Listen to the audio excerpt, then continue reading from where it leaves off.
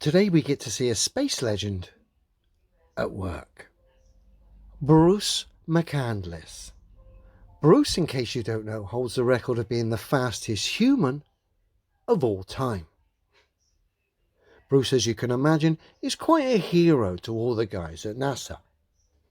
But to appreciate Bruce's body of work and his record, we've got to go back in time. Back to the 80s, a time of great music, terrible special effects, hairspray fetishes, Airfix models, and of course, the Jetpack Man. So take it away, Bruce.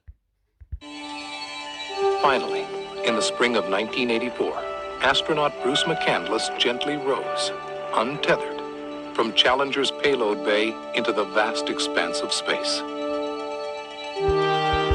Here we get to see Bruce do a flyby, what appears to be Pangea.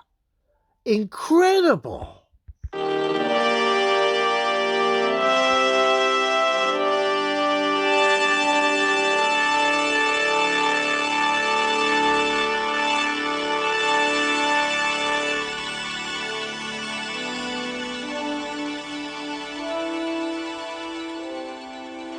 The maiden voyage of the Manned Maneuvering Unit, the MMU, had begun. Well, that may have been one small step for Neil, but it's a heck of a big leap for me. Roger, copy that, Bruce. Now, if you thought Bruce's Pangea flyby was daft, wait till you see this. Here Bruce is supposedly going 9 times faster than a speeding bullet. Clearly ridiculous. This footage has aged terribly, and it's obvious Bruce has been layered in here and nothing is travelling 17,000 miles an hour. Ridiculous. What gives the game away even more is Bruce's voice. If you were travelling at those speeds in a spacesuit, there'd be some emotion in your voice. You'd either be a little bit scared, the adrenaline, or you'd be buzzing. But nothing here with Bruce. It's almost like he sat in a back room drinking tea and dunking his biscuits whilst doing the commentary for this. It's that obvious, just like the footage. So let's have a look. For the first time in history, a man was flying in space, alone and untethered, in full control of his movements, traveling over 17,000 miles an hour, 150 miles above the Earth. We sure have a nice flying machine here. Roger, it's a great team effort. Listen to him. We sure have a nice flying machine here.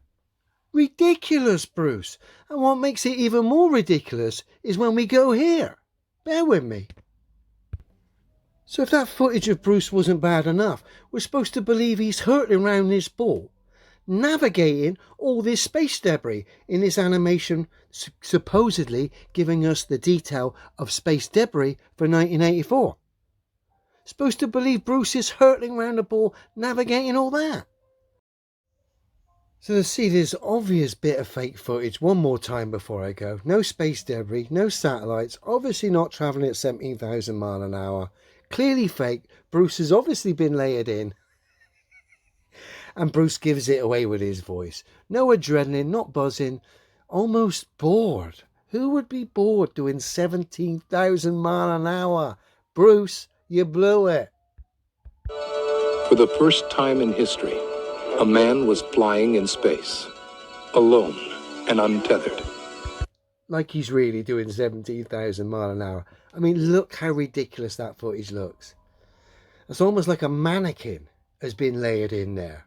Dear, oh dear. In full control of his movements, traveling over 17,000 miles an hour, 150 miles above the Earth. We sure have a nice flying machine here. Roger, it's a great team effort. Bruce, you blew it, mate.